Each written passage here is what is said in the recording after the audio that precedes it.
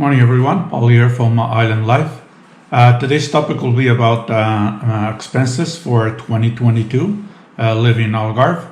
So without any further delay, let's get this video on the way.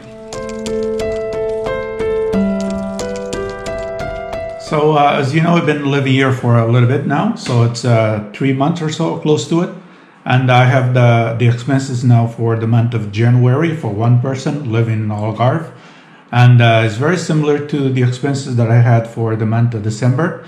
So my hydro was 82 euros for the month of January of 2022.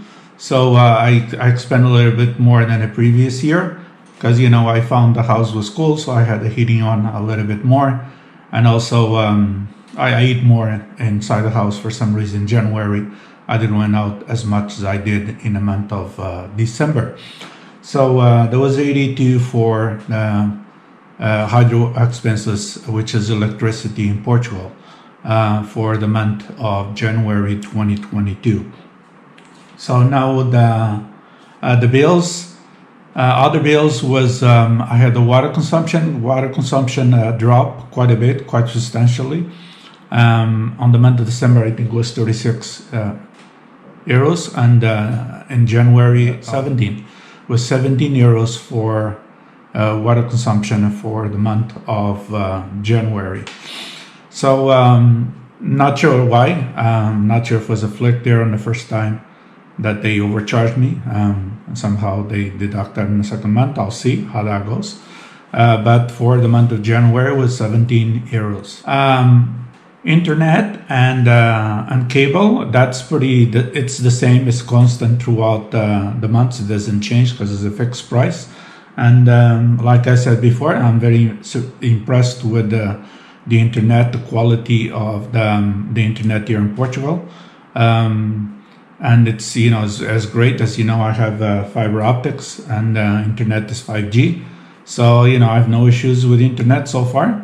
So for the month of January was the same as December, was 36 euros, and that includes the internet and basic cable. So that's what I have. So groceries now, it changed a little bit also compared to December. This time I stay more indoors, I shop a little bit more. So the average weekly cost for my groceries for one person was about 75 euros or so.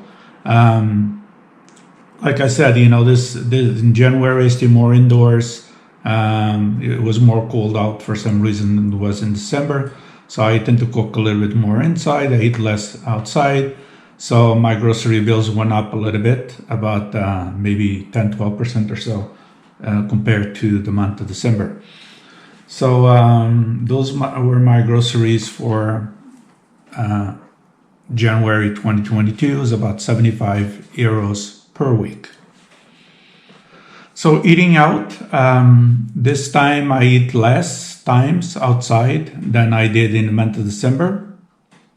So I eat only a few times outside, so which is the reason why I spend a little bit more buying groceries as well. So my eating out bill was basically about 110 euros or so.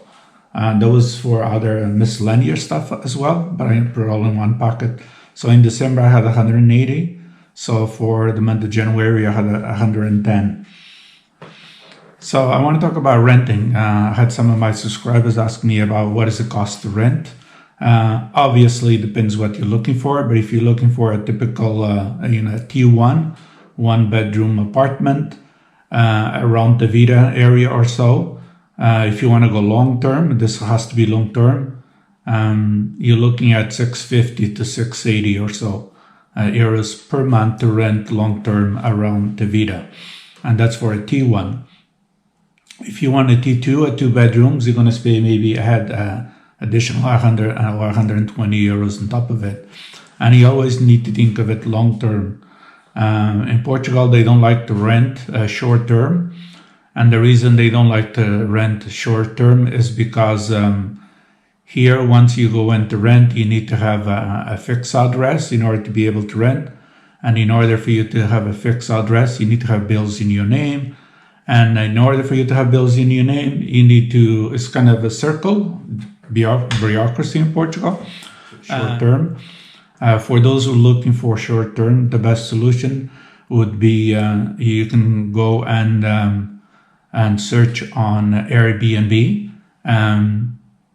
In some cases, in Airbnb, when you search and you put the dates, let's say you want to put 60 days as an example, or 90 days.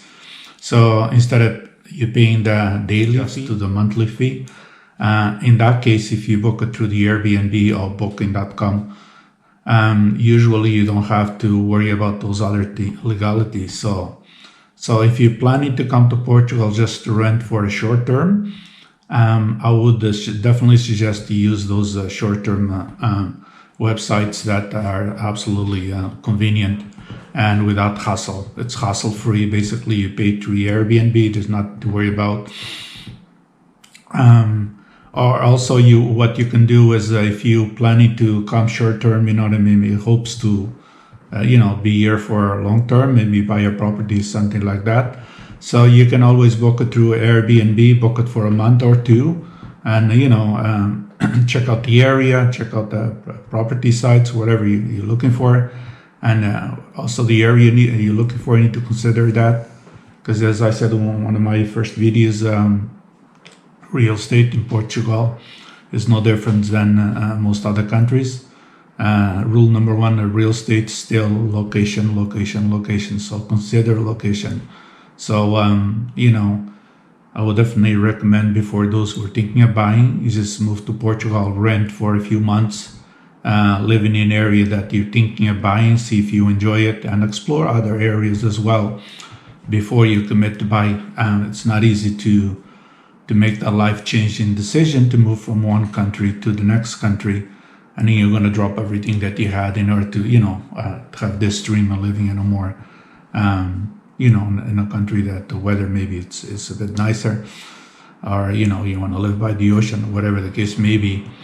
So it's not easy to make the life transition from one country to the other. So you want to make sure you got all the information that you want to have before you make that decision. And one of the things that you definitely should consider before you make that decision is whatever you're planning to buy it. Either is in Portugal or it is any other country. So you would want to live in that area for a certain period of time before you commit to buying a property. Straightforward in Portugal. I mean, there's a couple search engines that you can do. So if you just Google, buying a property in Algarve, or if that's what you're looking for, Portugal, there's a couple of websites that come up. Idealista is one of them. And also Green Acres. I find Green Acres, they're pretty good as well.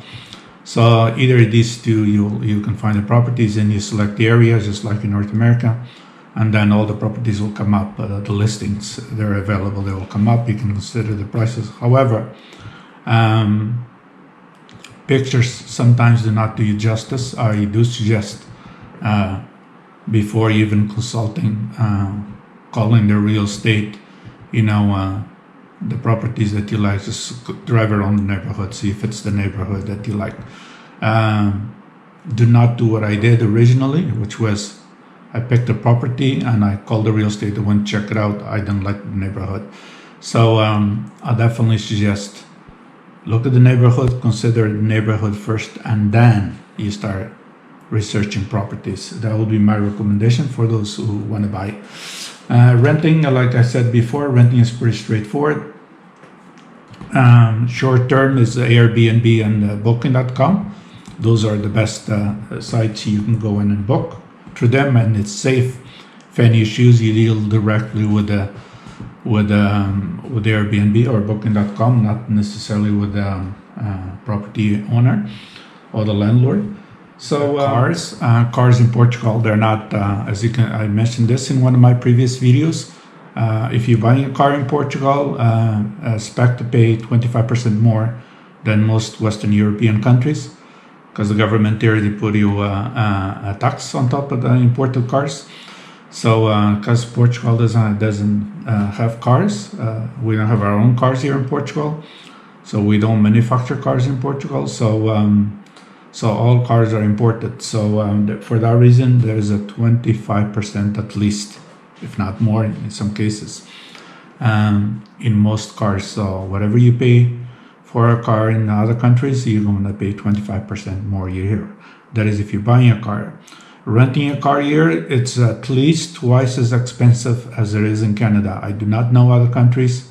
I rent cars in other countries, but to be honest, I can't remember.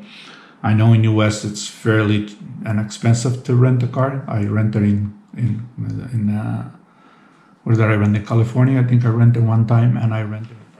And where's the name of that state? Jesus Christ.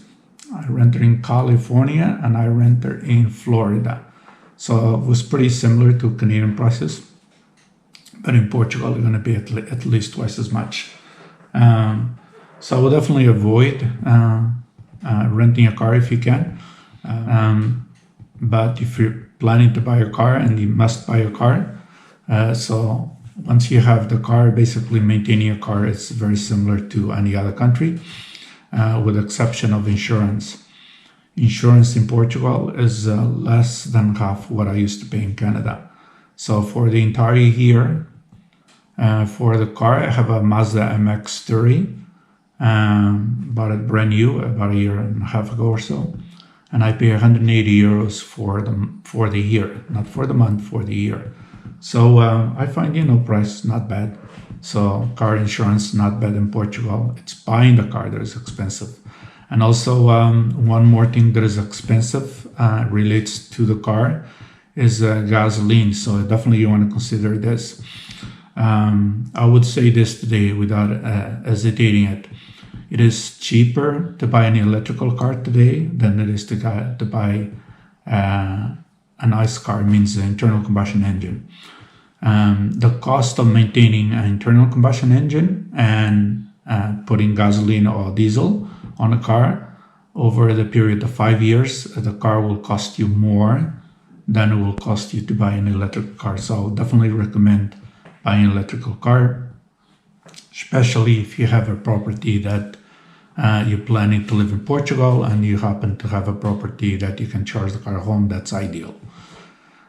Even though electricity in Portugal is more expensive than Canada, you pay twice as much for electricity in Portugal than you would pay in Canada, and that is kilowatts per hour.